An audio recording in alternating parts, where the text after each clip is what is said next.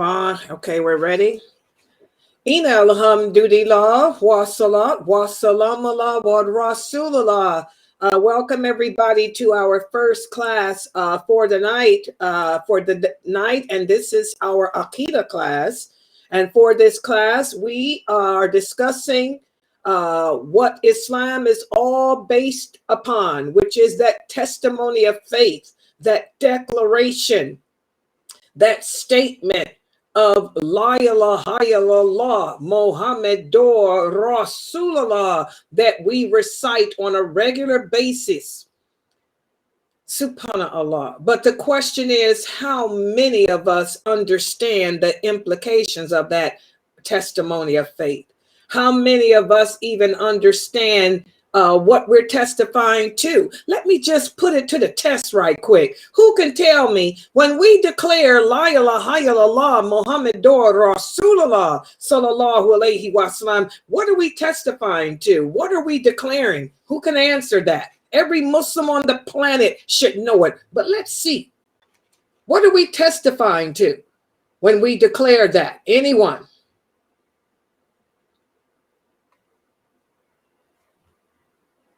What are we testifying to? When we declare La ilaha illallah Muhammadur Rasulullah, we say it every time we make salat, when we recite the tashahhud. I was playing one of my lectures earlier from one of my previous classes, and I was speaking about how surprised I was to learn that most of the people in my website didn't know the tashahhud. And these were people who were born Muslim. These are not converts to Islam. You know, so a lot of us are not even reciting the tashahhud. So maybe that's why we don't know the answer. Who can tell us when we declare La ilaha illallah Muhammadur Rasulullah, what are we testifying to? What are we declaring? Come on, people, wake up.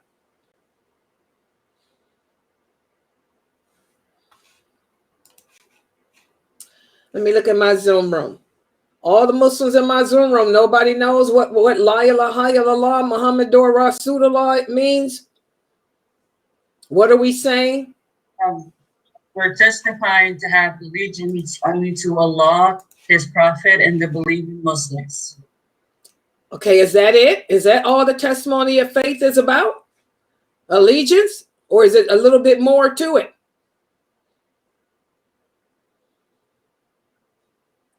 We're testifying against Allah as His one and His oneness and His lordship, and that the Prophet ﷺ is His messenger.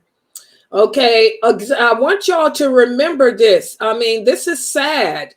And you guys are regular students. So just imagine how if I was to go on the street, you know, we live in the days of fitan, where we got all these Muslims wasting their time giving dawah to kafirs, when they need to be given dawah to the Muslims, because Allah makes Muslims, not you. You know, instead of setting up a table in the marketplace to argue and debate with kafirs all day, we need to teach our children and our wives what the meaning of the Shahada is. Okay? Does anybody else want to try? What are we saying when we declare La ilaha illallah Muhammadur Rasulullah? What are we declaring? Okay, somebody here said we are testifying. Okay, let's see what this person wrote. We are testifying that our allegiance is to Allah and then the Prophet Muhammad and the believing Muslims. That's it? That's all we're testifying to? That's it? We're testifying that we believe in Allah, His oneness, the angels, the books that He sent, paradise and hell, all the prophets, Judgment Day. We believe in all the things that Allah said. Okay, that's true, but you left out one major point. What is the major point that I've been emphasizing to you guys for the past year? The past year about Allah. That's what this. Go ahead. Go ahead. To add to them that there's no one or nothing worthy of worship except Him. Exactly. Don't ever leave that out. because a lot of people claim to believe in a God. This was the word they use. The Christians claim to believe in God. The Jews claim to believe in God. There are some other people that claim to believe in God. Okay, the Arabs believed in Allah. The Arabs believed in Allah, but they were still pagans. Why were they pagans? Because they did not believe that he was the only one worthy of worship. Don't ever leave that out of the Shahada and its meaning. So when we declare La ilaha illallah, Muhammadur Rasulullah, we are first of all declaring that there is no one worthy of worship other than Allah, and that Muhammad sallallahu alaihi wasallam is his last and final messenger. And we're also pledging that testimony of faith. That's what brings you into Islam, is that sentence, that first sentence I just gave. And then we're also pledging an allegiance. We're also pledging that our allegiance is to Allah, to the Prophet, and to the believing Muslims. And that means that we are pledging that we will obey Allah in everything that Allah commands us to do. And we will believe everything that he commands us to believe. Okay? We will follow the example of the Prophet Muhammad sallallahu alaihi wasallam, and we will love Allah and then his Prophet sallallahu alaihi wasallam more than we love ourselves or anything else. And that we will help our brothers and sisters in faith. That's what that allegiance is all about. That's what that a testimony of faith is all about, guys. And that's what we spent the past several months. In fact, we spent the past year really discussing this, because we started with the first book of this trilogy. This trilogy written by Sheikh Kareem Abu Zaid. We talked about Get to Know Your Lord. That was the first book. The first book of this trilogy, Get to Know Your Lord, that's mentioned the test that broke down the testimony of faith, what we were testifying to believe in Allah and everything he commands us to believe in. We covered Allah's angels, his books, his prophets, the day of judgment, and the Qadr of Allah. Hold on for 1 second, guys. I do have to take this call. Assalamu alaikum. What's up, girl? What they go home? Did you go get Grandma Soda? Girl. Did you? Why did you have to pick up forward so I had no one with the baby? And I told you that. And then I was getting up to get ready to go. And while I was feeding her, I ended up going to 6 feet. Yeah, well, she tried to call you. She said you never answered the phone. Okay, well, do this. Call Grandma Soda, because I think her feelings is hurt. You did? When did you talk to her? You okay? So what'd she say?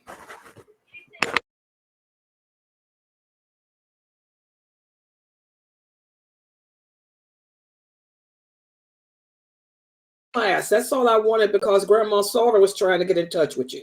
Okay. Well, I'm doing my class. Okay. All right. Assalamu alaikum. Remind me, guys, to edit this. I had to take that call because my mother was looking for her. My granddaughter was supposed to take my mother, and she couldn't find her. She said she fell asleep. Remind me to edit that, to edit this lecture. Okay, but I had to take that call because I was worried. I didn't know where she was. Okay, so getting back to this. We talked about how when to get to know your Lord, that was the first of this trilogy.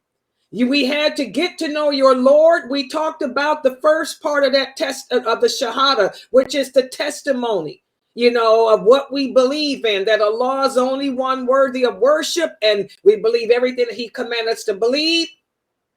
We cover that in the first book. And then this book that we are now completing today, this is the second part of that Shahada.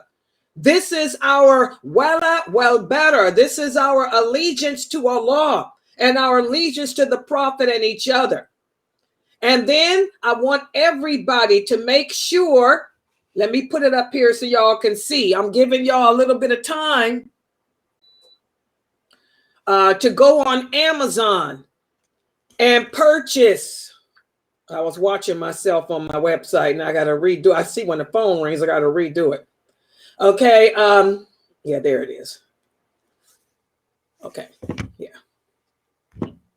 And by the way, guys, you can watch live. If you go to the website, www.sunnahfollowers.net, I fixed it. Click on live stream and you can watch us from your cell phone. If you don't want to join Facebook or YouTube, you can watch from the website live. I'm looking at myself there now, so I got it working. I want you guys to go and buy the third of the trilogy. Let me put that picture. I got a picture of the book here. This is Diluting El Wala Wal Bara. This is volume 2. And this volume speaks about how to practice your religion in an environment that is anti-Islam. This book is very, very, very intense. I got an email from one of the brothers here. One of the students here, may Allah bless him, Brother Shahid. He sent me a message today saying, oh my God, Sister Layla, all your classes this year were just great. He said, you went into such detail about things like you never did. He said, I really enjoyed all your classes this year. I mean, I've always taught about allegiance to Allah. I've always taught the awliya of Allah, the awliya of Shaitan and all that. But I went into more detail to take y'all to a higher level this year. I covered things that I never covered before with you guys. Well, I'm here to tell you this book here, which is the third of this trilogy, is very complicated. It's not a book that you can read on your own. You have to have a person of knowledge, such as myself, to break it down to you. And when I say a person of knowledge, what do I mean? It's not to brag. It's not to boast. I know I got some haters out there. You know, even the Prophet Muhammad had some haters. But let me explain what I mean by people of knowledge, a person of knowledge. I'm talking about a person who has studied the Quran and its meaning in detail, a person who knows the hadith and who studied them not by themselves, but who studied under real scholars of Quran, real scholars of hadith. Okay, and that's what I've done. My teachers are all dead except for one. Sheikh Morsi, may Allah bless him, is still living. Okay, but I've studied under teachers who were scholars of the ulama, who were scholars of hadith. And if I hadn't, I wouldn't be able to understand this stuff either. The hadiths are the explanation of the Quran. Until you learn the hadith, you'll never understand the Quran. That's what the Prophet said, that hadith is authentic, Sahih Muslim. Okay, so this book, I want every one of you to order the third book, and I'm going to put the name back up there. It's the same name, but it's volume 2, and it's red. It's the color that I just showed you. It's red. It looks like the other book, but it's red in color. You go to Amazon.com and get it. Where's my little thing at? Where did it go? Okay. Okay. Where did I lose? Did I delete it? Go to Amazon.com and order that book. Okay. Here it is. Diluting Wala Wal Bara Volume 2. Let me put that on there. Volume 2. By Sheikh Kareem Abu Zaid. Okay, It's 1999 too, I believe. It's very complex, guys. You need the, but this is what we're going to be studying for the next few months. It's a very intense. It's also 400 and something pages too. But it's going to take us into another direction of understanding what our belief system is. And we're going to start it off today, because today what I'm going to do, I asked everybody to read the last chapter that's in the book, volume 1. It speaks about the Salaf and the Khalaf. Okay? Because the third volume speaks about allegiance and how the companions understood it and how they implemented it in their lives, which is what made them the best of all Muslims, the best of all mankind created. For those of you who don't know, the companions were the best of all mankind. And let me answer this question while I speak about that. One of the new shahadas here asked me, Sister Layla, because she said she listened to my series on paradise and hell. And, you know, I teach that every year too. And she asked me a question. She said, what about the other prophets? She said it when you were teaching that the first people, we will be the first. And this is true. We Muslims will be the first people to be judged on the day of judgment. And we will be the first to enter paradise. And her question was, will we enter paradise before the other prophets? The answer is yes. That's clear. The Prophet Muhammad has told us in numerous hadiths that this nation, we were the last to come in this world, but we will be the first to be judged and the first to enter paradise in the hereafter.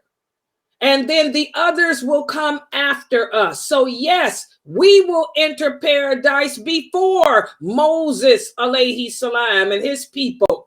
We will enter paradise before Jesus, alayhi salam, and his people. We will enter paradise before Abraham and his people.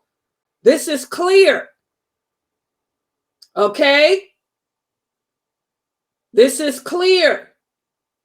That's what that hadith means. We will be the first to come in the hereafter. We were the last in this world, but will be first. After Allah is finished judging us, then he will judge the other people. Every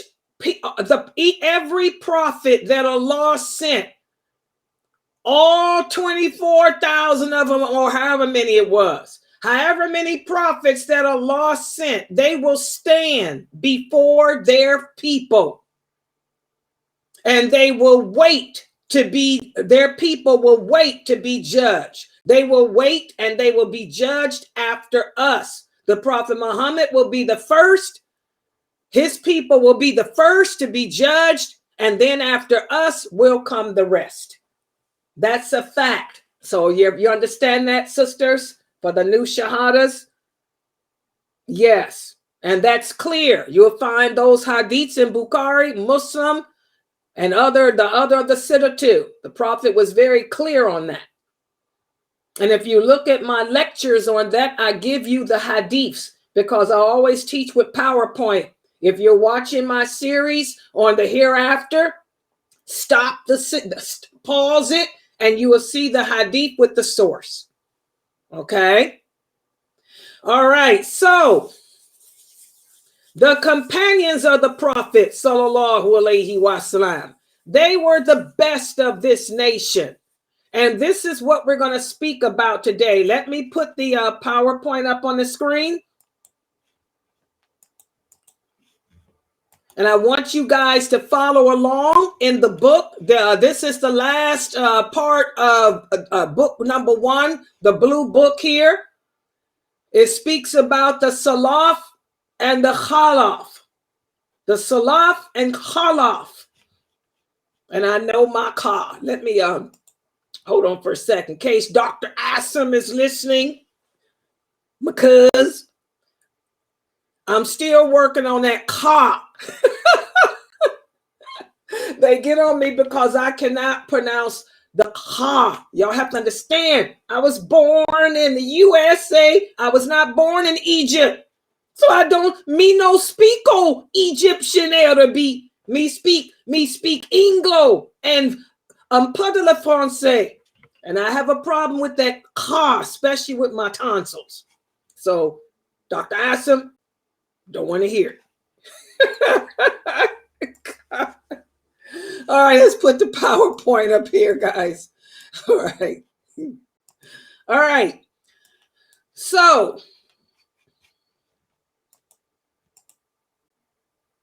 take notes. Who were the Salaf?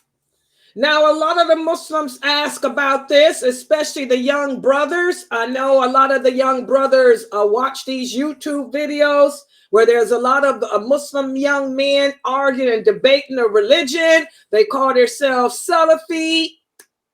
You heard the word Salafi. And the Salafis have now broken off into a group. There's over 23 or more sets of them too. Some are more extreme than others. You know, some are more arrogant than others, etc., etc., etc. It's one of the signs of the last hour. Our prophet said we would divide into all these different sets and groups. So a lot of these brothers that call themselves Salafi, you know, they say that they are of the Salaf. You hear that all the time. We're of the Salaf. And a lot of people say, what do you mean you're of the Salaf? Well, the companions, they died. The companions are not living today. You're not a companion of the Prophet Muhammad, sallallahu alaihi wasallam. So what do you mean you're of the Salaf? Well, I'm going to break down what they mean by that. Okay, everyone knows that the companions of the Prophet sallallahu alaihi wasallam, they're not living. And that term, that Arabic term, like I tell you guys, one Arabic word can mean 300 different things. Arabic is a different language than English. And one of the meanings of the Salaf is, it's referring to those original companions of the Prophet. Okay, so let's take a look at this. What is the Salaf? Well, the concept of Salaf, this is an Arabic word that refers to the first 3 generations of Muslims. Those were the first 3 generations of Muslims. My new shahadas. Write it down. The Salaf. Who are the Salaf? The Salaf are the first 3 generations of Muslims, which included the Prophet Muhammad, sallallahu alaihi wasallam, his original companions, and the 2 generations that came after them. The 2 generations of Muslims that came after them. So the first 3 generation of Muslims are the Salaf. Y'all understand that?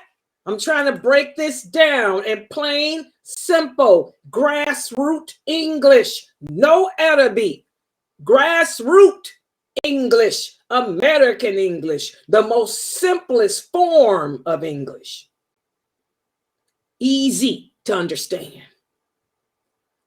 So, who were the Salaf? Those were the first 3 generation of Muslims, including the Prophet Muhammad, sallallahu alaihi wasallam. And not only was that the companions, but also it includes those scholars and those people who are devoted to the deen. So, for example, one of the early scholars of the religion was Ibn Hajar. Okay? Ibn Umar. He was one of the first scholars, and he was an original companion. Ibn Abbas one of the first scholars, an original companion. Aisha, one of the first scholars, an original companion.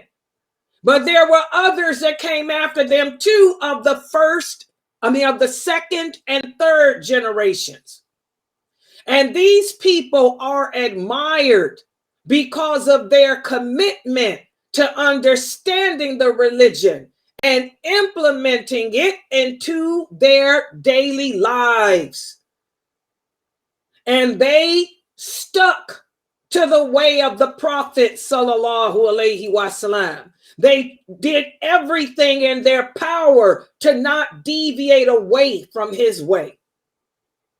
That's why they're the best. That's why Allah says they're the best. Nobody understands this religion better than those 3 generations. Nobody implements this religion better than them. Your sheikh, I don't care where he's from or who he is. He does not understand this religion better than those 3 generations. Your sheikh, I don't care who he is or where he come from, he cannot issue a fatwa that contradicts what any of them say. Y'all understand that? And if you take your sheikh's fatwa or you take his opinion or his view over any of those first 3 generations, something wrong with you. You got a problem with your allegiance. Okay? The Salaf, they serve as a motivating example for all of us. And all of us Muslims on this planet should try to emulate them in their knowledge, their behavior, and their teachings. This is why at this website, Sunnahfollowers, the name says it all. I have been teaching on this website. This website's been on the internet since 1986. We do not teach a method. We don't follow no method. You never hear me talk about no 4 imams. I don't use no 4 imams teachings. None of that. Okay? I also don't conform to no set, no group. Everything at this website is based on Quran and the authentic hadith. If you guys ask me for an opinion on something, I give you the companions. For example, you guys come to me and ask me, is a woman's voice aura? Can a woman show her face? Can a woman teach? Can a woman wear makeup? I don't go to Islam Q&A and get an answer. I tell you what Ibn Abbas said about makeup, what Ibn Umar said about makeup, what Aisha said about makeup, because no one on this earth understood the religion better than those original companions. And you have to know the hierarchy. You have to know who's the best amongst them. I do not take the opinion of Ibn Hajar over Ibn Abbas. Ibn Abbas out-trumps him. I do not take the opinion of any 2nd generation or 3rd generation companion over the 1st. And I do not take the opinion of those Muslims, those original companions who converted after the conquest of Mecca. I do not take their opinion over the ones who were with the Prophet before them. In other words, I don't take the opinion of Muawiyah or Abu Sufyan over Ibn Abbas, Ibn Umar, Aisha. Y'all got it? Salama. You have to know the hierarchy because the Prophet was clear. The best amongst them were those who were with him.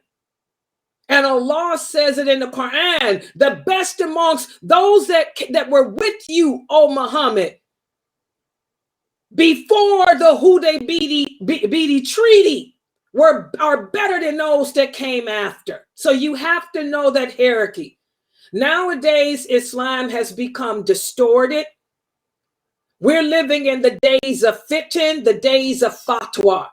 The Prophet Muhammad sallallahu alaihi wasallam said one of the signs of the last hour will be that there will be many, many people who can recite the Quran by heart beautifully, but it'll never go past their throats because they won't understand what they're saying.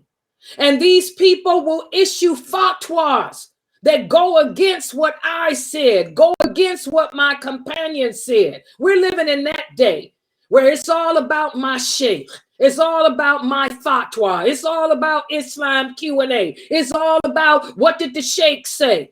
Lailanasheeba's never taught that. At this website, the name speaks for itself. It's always and always will be. What did the Prophet say?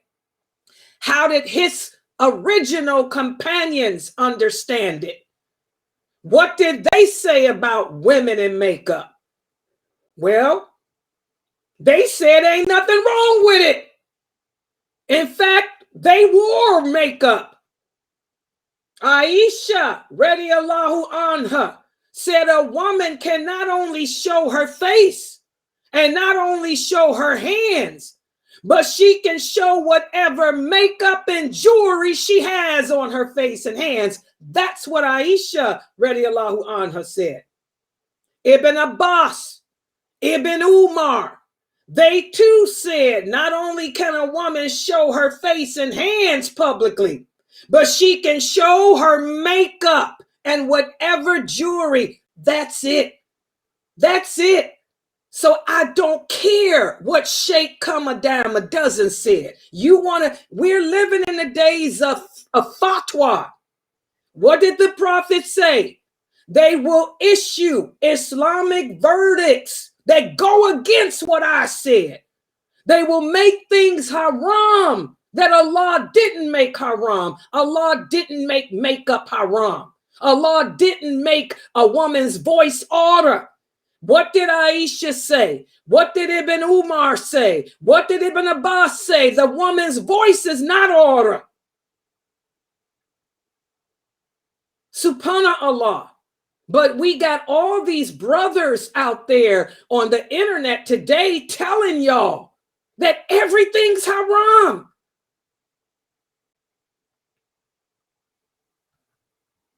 And they'll give you their so-called dalil, which is a fatwa from their sheikh. Well, my sheikh will always be Muhammad ibn Abdullah sallallahu alaihi wasallam. And if something ain't clear, I'm going to tell you what his original companion said about it. Wearing dark colors. As Atiyah said, we women never wore dark colors. Never. Unless we were mourning a person who died. In that case, we would take off our makeup. And we'd put on dark clothes to signify we were mourning. That hadith is also Bukhari. She was also original companion.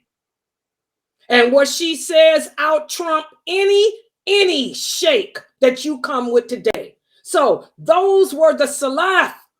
They were the best. They serve as an example for all Muslims, and we're supposed to emulate their knowledge and adhere to the way they understood the religion to be. They are regarded as a source of inspiration and guidance for all future generations that come after them. Now, let's get to this. Listen to what Allah says. Where's my proof? Allah says in the interpretation of the meaning, and the first to embrace Islam of those who migrated from Mecca to Medina, and the citizens of Medina who helped and supported the immigrants and those who followed them exactly in faith. Allah is pleased with them and they are pleased with him. And he has prepared for them gardens under which rivers flow. There's my dalil.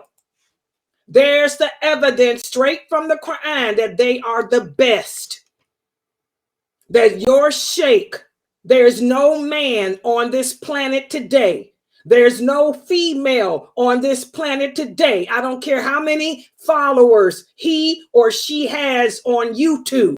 I don't care how handsome the man's beard may be. I don't care how soft and sweet the woman's voice may be. They do not out-trump these companions. And if they're telling you something that contradicts what those companions said, then you're following the wrong people. Okay? Because this verse reinforces the significance of those companions, the early generation of Muslims. In this verse, Allah praises them and he acknowledges their righteousness. This verse serves as a testament to their high status and their character and their knowledge. So I don't care what some twisted man told you about makeup. Ibn Abbas and all the original, by the way, all the original companions, except for Ibn Masud. Ibn Masud was the only companion that believed that a woman's face is order. But all the other companions, all the prophets' wives, everyone else, they said a woman's face and hands is not part of her order, and she can also show whatever makeup and jewelry is on them. That's what the companions said. So where are you brothers getting y'all's information from? These brothers are getting their information from methabs or their own desires. This is what we talked about in the first part of this book. In order to have the proper allegiance to Allah, in order to have a proper allegiance to the prophet, we have to love what Allah loves and only hate what he hates. Allah hates everything that he made haram. And he loves everything that he made lawful. And as the Prophet Muhammad sallallahu alaihi wasallam told us in authentic hadith, the things that Allah does not speak about, they're all lawful. We need to learn to accept it. So you got a problem with a woman wearing makeup. You don't understand why it is that a woman's face is not part of her order. That's your problem. That's just like a person saying, why is it, Sister Layla, that when we make wudu, we wipe the top of the shoe and not the bottom? That's the hikmah of Allah. You think that a woman's face is the most beautiful part of her body. Well, Allah knows better than you. We don't have to cover it. And I can wear makeup. And I can wear nail polish too if I choose. You have to stop making those things haram, brothers, because you got a problem with it. This is why I told you guys. That's what the prophet meant when he said, you will never, ever taste the sweetness of faith until you love what Allah loves and only hate what he hates. Hello. A lot of us struggle with that. A lot of us are not there at the sweetness of faith because we're putting our opinions, our likes, our dislikes in, and we're going against the companions too. The companions mastered that. They mastered that. They trained their soul to love only what Allah loves. They trained their soul to hate only what he hates. That's why they weren't oppressive towards the women. That's why the women functioned in their society well. But you brothers today, you want to oppress women and oppress others based on your likes and dislikes because you have not mastered the sweetness of faith yet. We got to work on that, people. We have to work on that. So the companions, their understanding is the only understanding that we should be using. Not no methabs, not imam so-and-so, not Sheikh Kamadama dozens. We should look to see what did the companions say about the things in life that we're confused about, because Allah is telling us in these verses that they are more righteous. They're the most righteous of all, and he's pleased with them.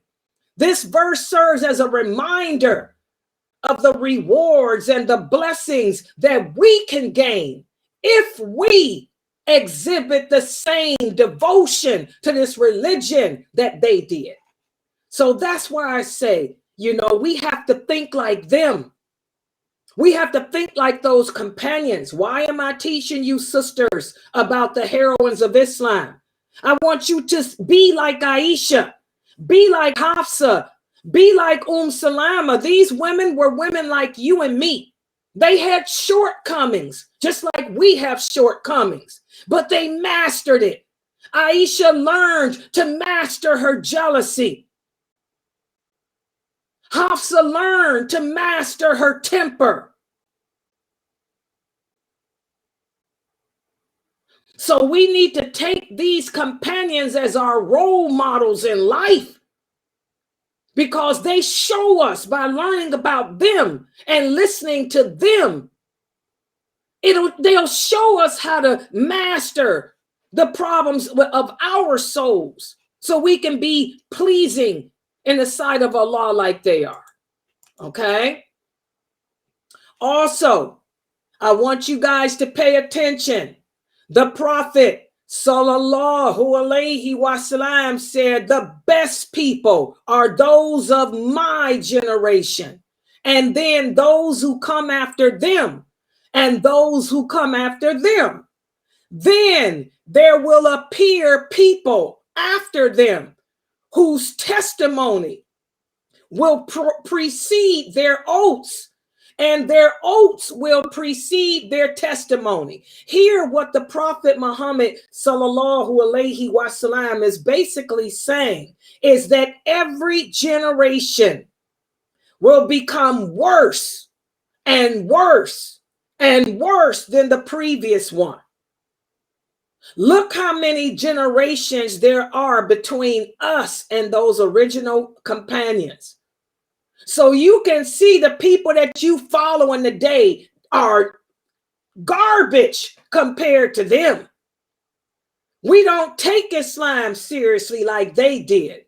Our knowledge, our understanding, our implementation is nothing like theirs. Our love for Allah, our devotion to the Prophet is nothing like theirs. Subhanallah. This wonderful hadith here, it highlights the excellence and the superiority of the early Muslims. The Prophet categorizes them as being the best of this nation. Those three generations. And the reason why they're better than us and anybody else is because of their deep understanding of this religion and their application of it. They weren't Muslim in name. The women wore hijab and abaya.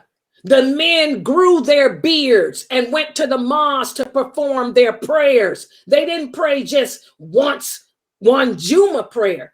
They were there every Friday. They prayed all 5 of their prayers at the mosque. They proved their love for Allah and the Prophet Sallallahu Alaihi Wasallam over their families, over their money, over their friends. This is why they're better than us. And they also contributed because of their knowledge and understanding in the laws and how to implement the laws of Allah into our lives. You want to know how to dress? They told us how. You want to know how to carry out the commands of Allah and his laws? They showed us how.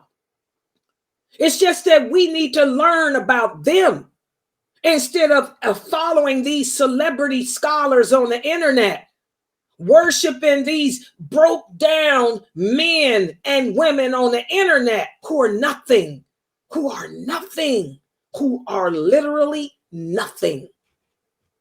SubhanAllah. Okay, so that's who the Salaf are. And so when you find Muslims today saying, "Oh, I'm upon the way of the Salaf," they're not saying that they are one of the original companions, because those 3 generations are gone. But when they say that I am upon the way of the Salaf, what they're saying is, I'm living my religion and practicing my religion the way those companions did. I have the understanding that they had, and I'm implementing this religion the way they did. So they're not saying that they are a companion. They're saying that they are upon the way. But the question is, are they really upon the way of the companions? A lot of them say they are, but these same brothers are the ones that's telling you, sisters, you have to cover your face. These same brothers who are telling you, sisters, that they're upon the way of the original companions are telling you that you can't wear makeup, when the original companions wore makeup. The Aisha wore makeup, Fatima wore makeup, all the Khadijah wore makeup. These brothers who are telling you that they're upon the original companions are telling you to dress in black and cover your face. Burqa is not from the Arabic culture. Arabic women didn't wear burqas. That's not part of our culture. Okay? And they didn't wear black. Like Atiyah said, we never wore black unless we were mourning. So you have to be careful. Just because people tell you that they are upon the way of those companions, you can look at how they're living their life and tell if it's true or not. Okay? You want to make things haram that Allah didn't mention to be haram, you're not upon the way of those companions. If you're telling me that I can't do something when I got the clear proof right here that the companions did it, then you better get out of my face, because you're not upon the way of the companions. You're not upon the way of the Salaf. Maybe the Khalaf, but not the Salaf. Okay? So that's what that means. And by the way, what does the term Salafi mean? Salafi is not a noun. It's a verb. Salafi means that I am living my life following the example of the Prophet Muhammad sallallahu alaihi wasallam with the understanding of the companions. So it's not a noun. It's an action, a verb. And if a person is truly Salafi, he doesn't have to say it. You can tell if a person is upon the way of the Salaf by their actions. You can look at how he or she is living their life and tell if that person's upon the way of the Salaf or not.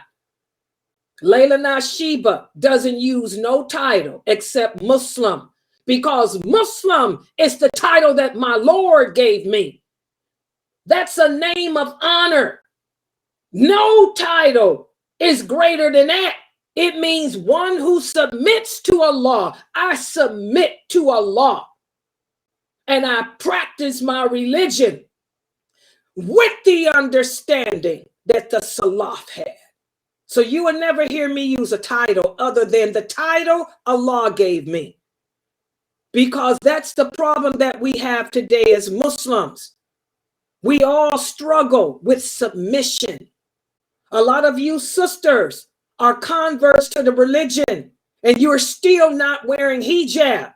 that shows that you are not in submission. Don't worry about being Salafi. You better learn how to be a Muslim first. Submit your face, your soul to Allah and obey him. Everybody understand that? So that's the meaning of the term Salaf. It's referring to those first three generation of Muslims who were the best of this nation. We're supposed to emulate them. We're supposed to look to them for guidance. Look to see what their guidance is, not these other people. Okay? So that brings us to the next term. What about the Khalaf? What about the Khalaf? Well, listen to what Allah says in the interpretation of the meaning. After them succeeded an evil generation, which inherited the book, but they chose for themselves the goods of this low life, saying everything will be forgiven for us. And if again the offer of the likes came their way, they would again seize them and commit sins. Was not the trust of the book taken from them, that they would not say about Allah anything but the truth? And they have studied what is in the book. And the home of the hereafter is better for those who are righteous. Do you not then understand? This is the Khalaf. The term Khalaf refers to the generations of Muslims who came after those original companions. Unlike those three generations, the word Khalaf does not carry a praiseworthy meaning. While anyone can belong to the Salaf by following their methodology, by following their understanding, and by living like they did, okay, the Khalaf is different, guys. So again, just as when you hear people say, I am upon the Salaf, what they're saying is, I am living my life the way those original companions did, with the understanding that they had. Well, the Khalaf, those are the Muslims who are doing the opposite. These are the Muslims that deviate away from the true teachings of the Prophet, sallallahu alaihi wasallam. These are the Muslims that issue fatwa that goes against what Allah says. These are the Muslims that issue fatwas and Islamic verdicts that oppose, that contradict what those companions said. Subhanallah. So again, guys, these are the people that fall into sin, that give into their desires, like you see people doing today, because you don't like the fact that a Muslim woman is attractive. And I find this so strange with Muslim men today. Why is it that the Muslim men don't have a problem looking at Beyonce? They don't have a problem looking at Nicki Minaj. They go to work every day with kafir women and don't have a problem sitting with them, talking with them, looking at them. But if they turn on the internet and see a woman in a hijab and a abaya, and the woman, has a attractive face, she's a prostitute. I don't get it. This is the Khalaf. Subhanallah, I don't get it. You think that Muslim women are supposed to be ugly and shabby when there's not one wife of the Prophet. There's many hadiths that speak about the Prophet's wives, and they all are described as beautiful women. Beautiful women. They were not shabby. They were not ugly. They were not unattractive. They wore nice clothing. Aisha used to love to wear red. Her favorite color was pink and red. She had a beautiful fur coat made out of the skin of a wolf that she would wear on the cold nights. She had one of her favorite hijabs was a pink hijab that was given to her by her nephew when he came from Persia. These hadiths are in Sahih Bukhari. In Sahih Bukhari, Salama's favorite color was blue. She loved blue. It reminded her of the sky. Zainab loved green because she imagined paradise being with lots of jaded green. So and this is all Bukhari. I don't know where you brothers get off with this oppressive making haram what Allah made lawful for women. And we wonder why there's a high apostasy. Why do you think most of my students are women? And a lot of them are women who had apostated from Islam, but they've come back because they found me on the internet speaking the things that they wanted to hear when they were Muslim. That it was okay to be a woman. It was okay to like nice clothing. It was okay to take pride in your appearance publicly. Subhanallah. None of the prophets' wives were invisible. I've heard some brother give a lecture on the internet the other day. He said Muslim women are supposed to be as if they are not seen. If a Muslim woman leaves the house, it should be as if nobody sees her. She should be invisible. None of the prophets' wives were invisible when they left the house. His daughter was not invisible when she left the house. Nowhere does Allah say in the Quran that Muslim women are supposed to be invisible, to not exist. Islam raised us up out of that, brothers. Islam brought us out of that. You are oppressing women. You are causing women to apostate from this religion with your ignorance and your lies, your deceit, your hatred, your oppression.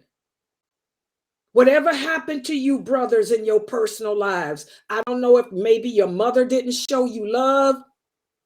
Maybe some woman broke your heart. Whatever happened to you, brothers, y'all got to clean yourselves up from that. Subhanallah, because you're going to be held accountable for that. You're going to be held accountable for these misconceptions you're putting out about women in Islam, these lies. And the women are not intelligent enough to seek the truth from the proper sources.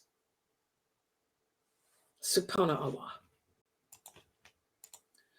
So, this term Khalaf refers to the people that do the opposite of what those companions did. Okay? Despite knowing the book, despite knowing its teachings, they prioritize their worldly pleasures and indulgences, their own likes and dislikes over Allah's. So we have to be careful, guys, to not fall into that. So the Khalaf are people who deviate away from the righteous path established by the companions. These are people who put their worldly desires over their spiritual commitments. And again, guys, we have to not fall into the category of being one of the Khalaf. Nowadays we got a lot of Muslims that pick and choose what parts of this religion they want to practice. A lot of you sisters are doing that. And I tell you, sisters, you can pray all you want to. If you are not wearing a hijab, I'm sorry, your prayers are not accepted. The Prophet sallallahu alaihi wasallam said, anyone that deliberately, intentionally disobeys Allah, none of his good deeds are accepted until he stops and repents. So you sisters are just exercising. Just like when Ramadan comes, you just starving yourself until you obey Allah and cover your body properly. I'm not talking about put a rag on and put on a pair of blue jeans and a little tank top. I'm talking about a abaya like I wear and kimar that covers your breasts. Allah says, "O you women who believe, draw your veils over your bosom." It's got to cover your breasts, sisters. And whatever overgarment, he says, wear your jilbab. Jilbab means overgarment. What's an overgarment? It's a garment that's wide to cover your curves and your shapes. You sisters need to be wearing an abaya like me and a kimar, not this crap y'all wearing. And you think Allah is accepting your good deeds. Okay? Listen to what Allah says in the interpretation, the meaning. There has succeeded them a posterity who have given up the prayer to be lost, either by not praying them or not praying them properly or not praying them at their fixed time. So they have followed their desires, and they will be thrown in hell. Look how the companions took their prayers seriously. Like I said, they went to the masjid to perform all 5 of theirs. They didn't sit at home and decide they're going to pray with their wife. They only did the voluntary prayers at home with their wives. The obligatory prayers they did at the mosque and congregation. And they performed their prayers within the proper time. They didn't sit up and watch television and wait till their football game is over and then go and double up on prayers. These are the Khalaf. These are the Khalaf. They do the opposite of what the Salaf did. Okay? Are you a Khalaf? Or are you upon the way of the Salaf? That's the question that every one of you should be asking yourselves as you listen to this lecture today. Am I upon the way of the Salaf, or am I upon the way of the Khalaf? Subhanallah. Okay? So that verse emphasizes the blameworthy context of the Khalaf.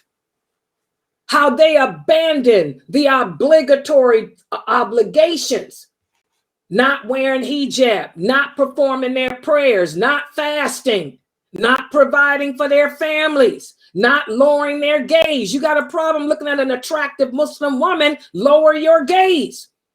If you think that I'm too attractive for you, I don't have on nothing but kohor. All I have on is what Aisha wore. All I have on is what Salama wore. All I have on is what Fatima wore when she was making Hajj. That hadith is in Bukhari too.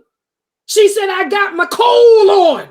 That's all I have on. Only makeup Layla wears is kohl. My lips are pink by nature. I can't help it if Allah gave me pink lips and pale skin.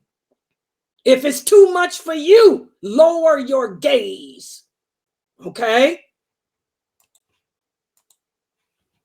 So, this verse is highlighting that the Khalaf are those, who abandon their obligatory duties, such as the prayer and such as covering up, growing the beard, because of their worldly desires. The Khalaf deviated from the righteous path of the Salaf in terms of their understanding and practice of the Quran and Sunnah. And also in this verse, Allah is warning about the consequences of abandoning our religious obligations. You so concerned about whether or not a woman is attractive. You so concerned about how a woman looks, you better concern yourself on your prayers, Aki. How many prayers are you making in congregation? Praying at the mosque is an obligation. You're only temporarily excused, brothers. Subhanallah. So that basically is what the Salaf and the Khalaf are. So now what I want to do is give you guys a quiz, because again, this book, the 3rd book of this trilogy, is going to go into the allegiance, that showing the allegiance that the original companions had, and comparing how their understanding of the religion is the total opposite of the understanding that we have today. Okay, so I want to make sure you guys understand what Salaf and Khalaf are. So here's a quiz I put together for you. And here's the first question. Who are the Salaf? Who are the Salaf? These are the predecessors that came before us, the first three generations. The Prophet Muhammad sallallahu alaihi wasallam and his companions, the Tabi'in, or those that came after them, and then those that came after them. So Salaf is basically meaning our predecessors or the ancestors back there. MashaAllah, good job, Brother Abdullah. MashaAllah, he answered that perfectly. That's how you answer questions here at Sunnah Followers, people. Exactly. Did everybody understand his answer? Let me look on YouTube. Oh, I forgot about YouTube. I want to. You want to say something, Sister Tony? Go ahead. MashaAllah. Okay, good job. Okay, that's exactly, guys, the first three generations. Exactly. Let's look at the next question. Question number 2. Uh-oh. We can belong to the Salaf by simply adopting their methodology and understanding and practice. Is this statement true or false? What do you guys think? We can belong to the Salaf by simply adopting their methodology. That means their way of thinking, their way of understanding, and their way of practice. Is this statement true or false? Go ahead, anybody, take the mic. It's true. Everybody agree with her answer? I say false. Okay, why do you say it's false? Because we can never belong to the Salaf. That's the first three generations. That's not, we'll never be able to compare to them. Wow, I tried to trick you. Exactly, guys. I used the word belong. Oh, I didn't see that. I'm sorry. Wow, who was that caught that word? Who was that gave the right answer? Precious. I tried to trick y'all up. That's why I tell y'all, be careful of what you read. Belong. We can never belong to them because they're gone. We're not of those first three generations. But what can we do? What should the word have been, Precious? What should this word have been? What could we do? We can strive to follow them. We can strive to follow their ways, to adapt, to try to get as close as possible as we can to their way of life. Exactly. I can't really word it good, but yeah, that's right. We can be of them. That's why I was trying to get. We can be of them, not belong. We can't be them, but we can be a part of what they are. We can be of them. That's what allegiance is. Our allegiance can be to them. We can be of them by following their example, by following their methodology, but we could never be one of them. Everybody understand that? But we can be of them. And that's what those brothers mean. You know, when they say, they're not telling you that they're one of the original companions. They're saying we are of them. We are of their ways. We're following their ways. We are of their ways, their methodology. We are upon, that's what they say. We are upon their ways, upon their methodologies. But they say it, but are they really? Most of the brothers that say that are not, guys. Like I say, look at how they live in their lives. Salafi is not a noun, it's an action verb. You claim to be of them, you don't even provide for your family. The companions took care of their wives and children. The companions took care of their families. A lot of these brothers don't even provide and maintain they have 4 wives, but they don't take care of them, many of them. They say that they are upon the way of those companions, but they're really not, many of them. Good job, Precious. You caught that word. Okay, let's look at the next question. What about this? What makes the Salaf better than any Muslim today? What makes them better?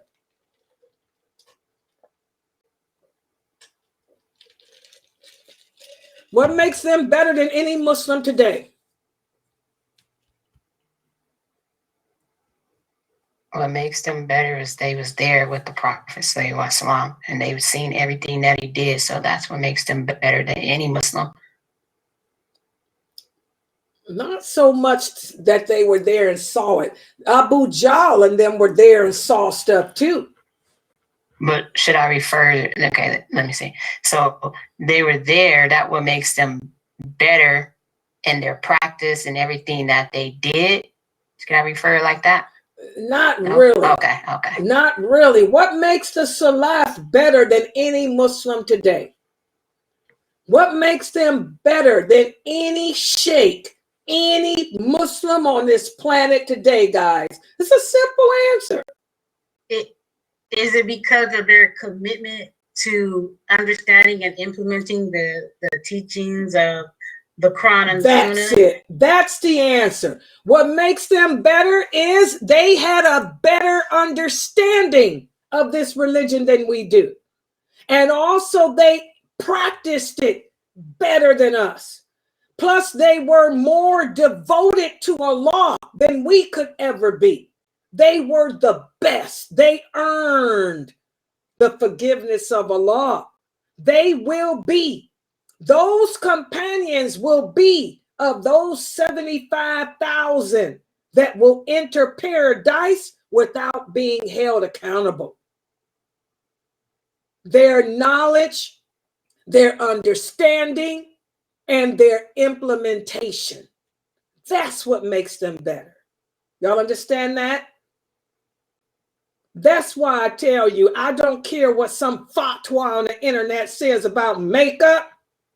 I got the fatwa of Aisha and Ibn Abbas and Ibn Umar. Hello, right here. You say your sheikh understand this religion better than those 3? Are you crazy? Get out of Dodge, boy. All right. Next question.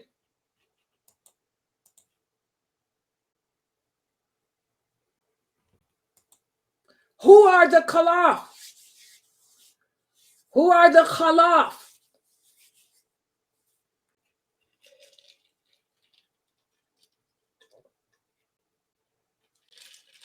Come on, guys, that's easy.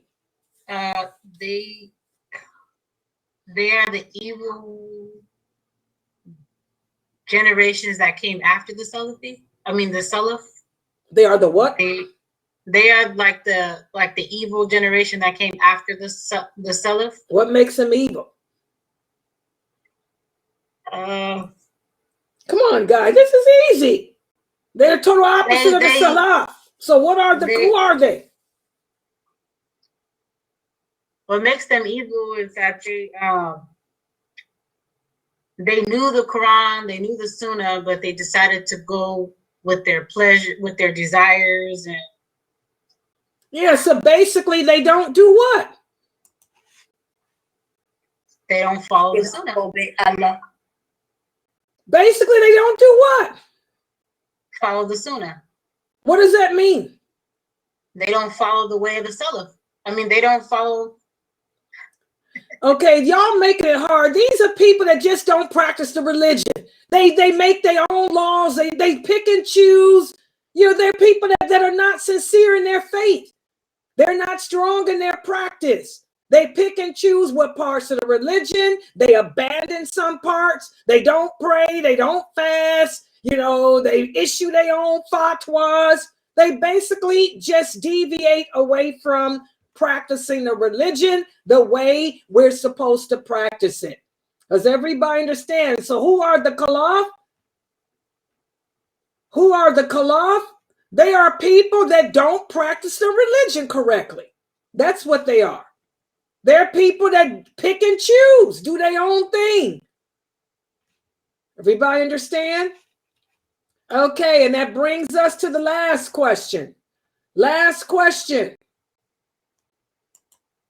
Can a Muslim today be Khalaf?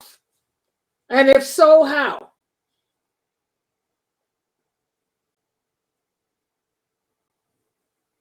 A lot of Muslims today is the Khalaf because they pick and choose of what they do. They don't follow, they don't say their prayers, they don't do a lot of things. They don't cover themselves, they don't grow their beard. So yes, they can be of today. Exactly. And that's the question, guys, that we need to be asking ourselves. You know, every day as a Muslim, am I upon the way of the Salaf? Am I upon the way of those original companions? Or am I upon the way of deviation? It's just that simple. Either you are an ally of Allah, or you're an ally of Shaitan. The companions are the awliya, the allies of Allah. Either you're with us or you're against us. It just boils down to that. And that's how I want you sisters, those of you who are struggling with obeying Allah, you're struggling with wearing a hijab. Either you're with us or you're against us. Either you're with the Prophet Muhammad sallallahu alaihi wasallam and his companions, or you're with Shaitan. There's no such thing as being half Muslim and half Kafir. Either you are Muslim or you're not. It's time to get up off that fence. It's time to start dressing the way you're supposed to dress. It's time to prove to Allah that you believe in him and that your allegiance is to him. Those companions proved it. Many of them proved it with their lives. Many of them proved it with their money. Many of them proved it with their families. What proof? Or as Dr. Asim would say, what sacrifices have you made to prove to Allah that you believe la ilaha illallah? That's the question. Okay, I'm going to stop.